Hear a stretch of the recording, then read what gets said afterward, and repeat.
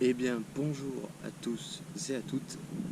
Aujourd'hui, on se retrouve pour une petite vidéo de présentation de mon matériel à truite.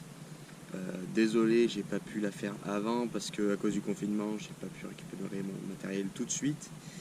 Je suis allé le récupérer là, il n'y a pas très longtemps. Et du coup, j'ai mon matériel, je peux vous faire une vidéo en espérant que ça vous plaire.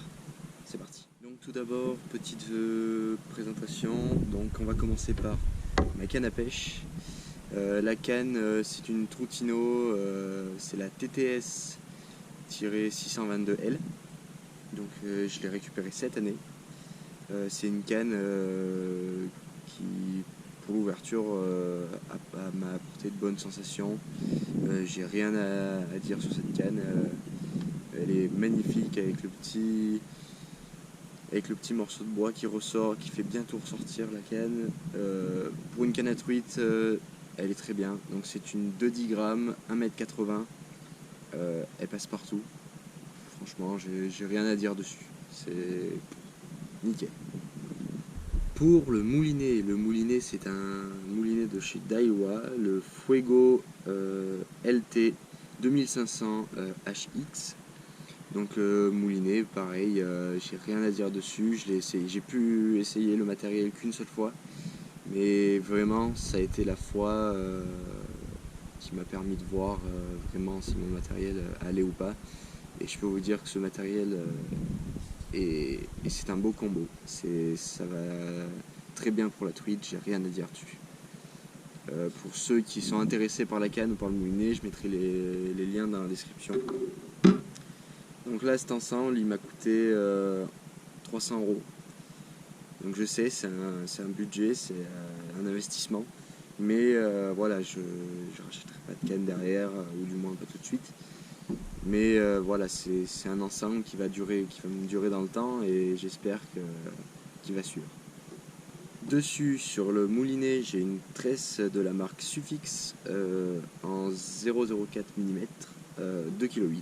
Donc pareil, voilà, c'est une tresse qui, pour l'instant, vu que je l'ai pêché qu'une fois avec cet ensemble, je peux pas dire s'il va durer dans le temps, mais par contre, au niveau sensation, j'ai rien à dire. C'est très convaincant.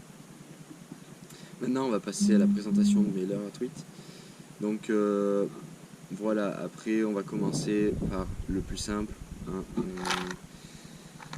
les leurres qui marchent en début de saison, qui vraiment sont à mettre dans une boîte, c'est les cuillères. Donc les cuillères ondulantes, les cuillères tournantes. Voilà. Donc ce type de cuillère, j'en ai des pleines boîtes. Bien sûr, la fameuse cuillère Meps point rouge, voilà, comme j'ai même pas besoin de vous expliquer parce qu'il y a tellement de tutos qui s'est fait dessus que voilà, j'ai rien à dire. Les cuillères, c'est toujours bon à avoir dans sa boîte. Même si cette année les cuillères ne m'ont pas apporté forcément de poissons. Pour l'ouverture, ça a été plutôt des poissons nageurs. Mais cette année, ça a été un poisson nageur avec cuillère combinée. Je vous montrerai par la suite. Donc mes leurres, petit aparté, pour mes leurres, ce sont des leurres qui sont montés en hameçon simple sans ardillon pour ceux que j'ai eu le temps de monter en hameçon simple. Sinon, les ardillons étaient écrasés avant l'ouverture. J'ai écrasé tous les ardillons de mes leurres neufs. Donc il n'y a pas de souci là-dessus, on arrive, ça se décroche tout de suite, on perd pas de temps, le poisson, petite vidéo, on monte vite fait à la caméra et puis hop, on le remet à l'eau. Voilà, petit aparté no kill. Un leurre qui fait beaucoup parler de lui, que j'ai acheté récemment en magasin, c'est le Black Minnow.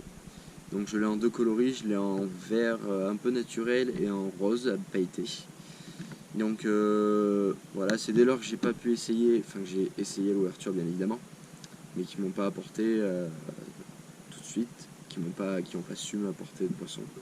Mais après, voilà, j'ai essayé, c'est des leurres qui nagent extrêmement bien, et franchement ça m'étonne pas qu'ils marchent aussi bien sur des rivières où il y a de fortes populations, ou même où il y a des rivières qui en a peu.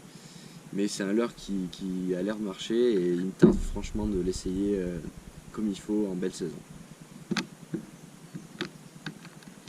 Pour poursuivre, j'ai en poisson nageur, on a les décontacts, donc ceux-là j'ai même pas besoin de vous en parler aussi, c'est des leurres qui se sont fait connaître et qui marchent très bien. Donc décontacts, voilà, en 62, j'ai rien à dire, c'est pareil, c'est des poissons nageurs qui nagent très bien, qui tiennent très bien le courant. Et puis voilà, au niveau coloris, j'ai le coloris argenté avec le ventre orange et le dos vert. J'ai les couleurs Véron, donc j'ai deux sortes de couleurs Véron. J'en ai un peu plus foncé que l'autre, mais du coup c'est toujours bien d'avoir deux types de couleurs dans la boîte. En décontact, j'ai un nouveau décontact qui est rentré dans mon panel de leurre qui est ce coloris. Donc franchement j'adore ce coloris, les finitions sont magnifiques et il me tarde de l'essayer. Je l'ai pas essayé l'ouverture parce que je voulais attendre un peu et j'étais surtout très concentré sur un autre leurre qui franchement m'a tapé dans l'œil et j'ai voulu rester là-dessus plus que les autres et ça a payé. Donc c'est ce de leurre, donc pareil, un peu imitation décontact, c'est un ARHD Minnow 45HS en couleur rose, orange, enfin vraiment très flashy. Et c'est le leurre que je vous disais du coup combiné avec une palette à l'avant. Donc ce leurre imite très bien la nage d'un poisson blessé ou qui est vraiment en train de mourir. Et c'est à animer tout doucement, vraiment c'est dans les courants, ça sert à rien de ramener ce leurre très vite parce que du coup votre leurre et la palette vont tourner en même temps et ça sera pas une nage correcte, alors que vraiment quand on anime tout doucement et qu'on fait des toutes petites tirées à des moments, vous aurez votre palette qui va tourner toute seule à l'avant, toute simple, et quand vous allez apporter une tirée, hop, il va tourner sur lui-même en même temps que la palette tourne. Et des fois, ne serait-ce qu'une toute petite impulsion comme ça arrive à déclencher des attaques.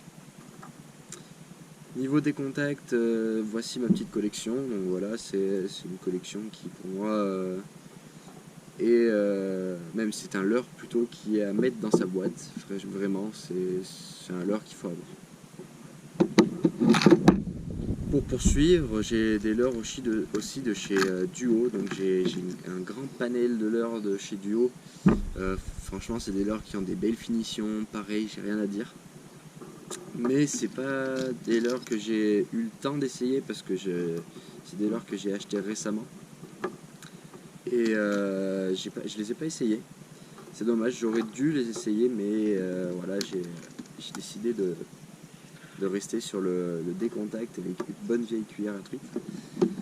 Alors voilà, j'ai deux tailles, j'ai une grande taille et une petite, où vraiment c'est des leurres qui me tardent d'essayer parce qu'ils ont de beaux coloris, ils flashent bien, ils ont des coloris plutôt naturels, et pour moi je trouve ça intéressant à essayer comme leurre.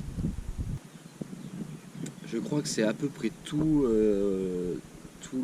ce que j'ai dans mon matériel à truite qui est au niveau des leurres. Je vous ferai une autre présentation plus tard, plus cet été, de mon matériel à truite mais à la mouche.